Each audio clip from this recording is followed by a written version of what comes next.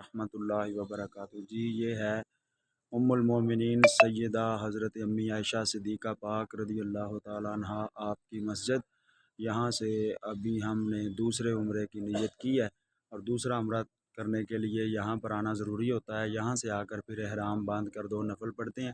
نفل پڑھنے کے بعد پھر حرم پاک میں داخل ہوتے ہیں دوسرا عمرہ کرنے کے لیے۔ ابھی الحمدللہ ہم دوسرا عمرہ کرنے کے لیے جا رہے ہیں حرم پاک میں، اور یہ ہے جامع مسجد سیدہ حضرت امی عائشہ صدیقہ پاک رضی اللہ تعالیٰ عنہ۔